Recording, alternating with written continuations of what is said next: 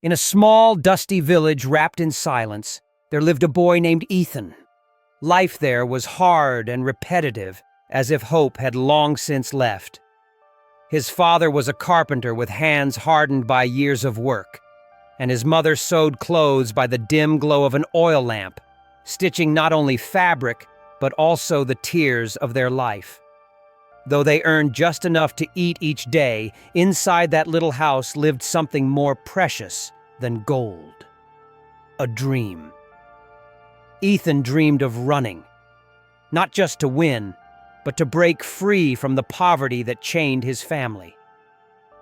Every morning before sunrise, while the village still slept, Ethan began to run. The road was uneven and dusty, his feet bare, his breath heavy, but his spirit unbroken. Each step was a vow, each drop of sweat a prayer. For him, running was freedom, a belief that he could rise above his fate. But dreams always come with a price. The villagers mocked him, saying, "A barefoot boy dreaming of gold?" Yet Ethan never replied. He just kept running. He knew that true strength doesn't shout, it endures. When others laughed, he trained. When others rested, he ran. His shoes were torn, his body tired, but his will never wavered. Deep inside, a quiet voice kept whispering, "One day they will know my name." One misty morning, while the world still slept beneath a gray blanket of dawn, a man from the city arrived in the village. He was a coach, experienced, observant, and familiar with the rhythm of ambition. But what he saw that morning was unlike anything he had ever witnessed. Through the haze of fog, a lone figure moved across the dirt road, swift and unyielding. It was Ethan. His feet kicked up dust like sparks, his chest heaved with effort, and his eyes burned with a fire that spoke of hunger, not for food, but for life itself. The coach stopped walking. He stood there in silence, captivated. What he saw wasn't merely a boy running. It was the pure essence of willpower, raw and untamed. The way Ethan ran, barefoot, focused, and relentless, made the morning air itself seem alive. This wasn't a practice. This was destiny in motion. Day after day, the coach watched from afar.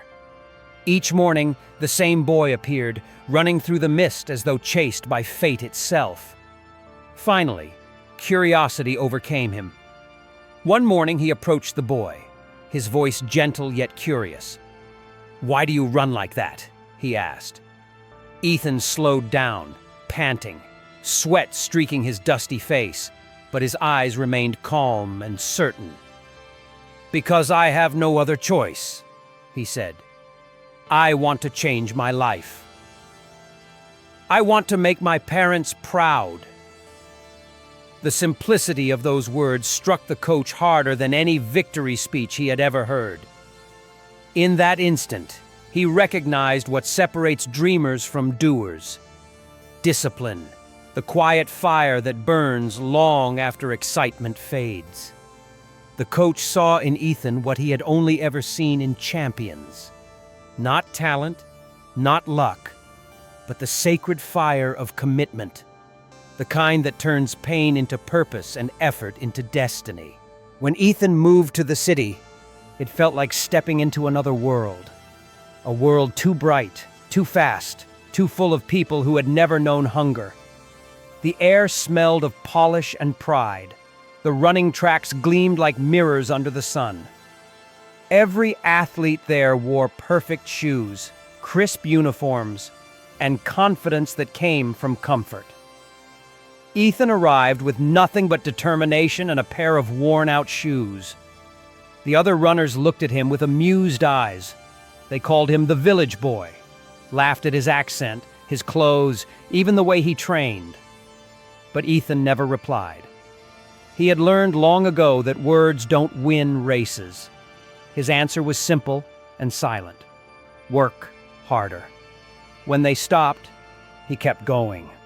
When they took breaks, he pushed further. He trained until his legs burned, until his lungs ached, until the world blurred around him. Because he knew that every second of pain was a seed, one that would one day bloom into victory. The city was full of comfort, but comfort was a language Ethan never learned. When others scrolled through their phones, lost in ease and distraction, Ethan ran under the streetlights, his shadow racing beside him. When others rested, he was awake, facing the night with resolve as his only companion. He ran through exhaustion, through soreness, through the whisper of doubt that tried to slow him down. And when pain became unbearable, he remembered his mother's tired eyes, the quiet strength of his father's calloused hands, and the promise he had made to himself back in that dusty village. With every step, he whispered, "This pain is my teacher." Because Ethan understood something most never do. Pain is not the enemy. It is the sculptor of strength. It breaks the weak but refines the strong. And as the city slept, one boy ran through the darkness, building the power that would soon make the world remember his name. 1 year after leaving his dusty village behind, Ethan stood at the edge of a dream. The national stadium thundered with sound, drums, cheers, and the electric hum of anticipation. Thousands of eyes were locked onto the runners at the starting line, but none knew the name of the boy from the village. He was just another face in the lineup, until the race began.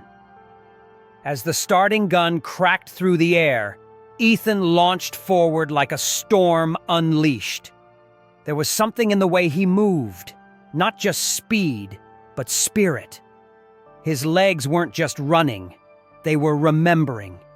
Every stride carried echoes of hunger, of dawns spent running under streetlights, of sweat-soaked silence and whispered prayers. He wasn't chasing a medal.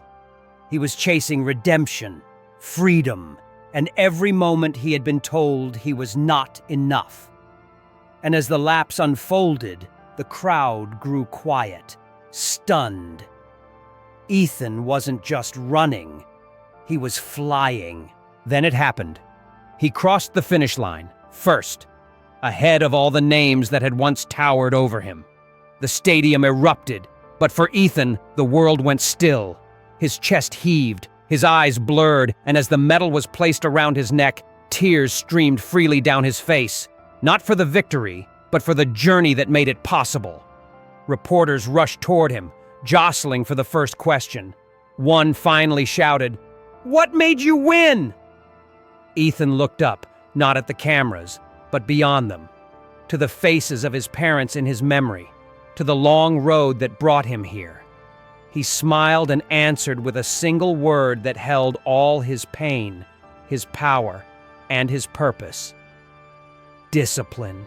Ethan returned to his village not as the barefoot boy who once ran alone at dawn, but as a champion, not just in medals, but in meaning. The same people who once laughed at his dream now lined the narrow roads, clapping, cheering, calling his name. Children stared in awe, elders nodded with pride, and neighbors whispered stories of the boy who ran his way into history. But the moment that mattered most came when he stepped into his old home, and his mother, with hands still worn from years of work, gently held his medal. Her voice cracked as she whispered, "This isn't gold. This is our new life." In her eyes, the medal wasn't metal. It was every prayer answered, every sacrifice redeemed. Yet Ethan knew his journey didn't end at the finish line. What he had gained was too valuable to keep for himself. So he began to travel, not to grand cities, but to humble schools and forgotten villages, where dreams were often buried under the weight of circumstance. He stood before children who looked just like he once did, tired, uncertain, but quietly hopeful. And to them, he didn't speak of victory. He spoke of discipline. He told them, "Don't let your background be your boundary. Let your discipline be your power." He taught them that success isn't magic. It's waking up when the bed is warm, showing up when it's easier to give up, choosing growth over comfort again and again. Discipline, Ted, he said, is doing what must be done, even when you don't feel like doing it. In every village he visited, Ethan left behind more than a story. He left behind a seed, a reminder that greatness doesn't come from what you have, but from what you choose to become. And that choice every single day begins with discipline. Now, Ethan's story is no longer just his own. It belongs to all of us, because each one of us is running a race, whether we see the track or not. We're running against laziness that whispers, "You can do it later," against fear that says, "You're not enough," against doubt that waits in silence, hoping we'll turn back. But like Ethan, we don't need perfect shoes or perfect circumstances to keep moving. We just need to start. So, look in the mirror, not just to see your reflection, but to confront the real question. Do you have a dream? And if the answer is yes, as it should be, then ask yourself something even more important. Do you have the discipline to reach it? Because dreams are nothing without direction, and desire fades fast without discipline. Here's the truth that Ethan proved with every step he took. Success is not born from talent. It is carved day by day, through effort when no one is watching, through silent sacrifice when no one applauds, and through unshakable discipline when your body wants to stop, but your heart says go. Pain may come, it will. But pain is not your end. Pain is your test, and discipline is the key that transforms it into power. So when life knocks you down, and it will, remember Ethan. Run, fall, rise, and never stop. Because discipline is not a punishment. It's the purest form of love you can give to your future self.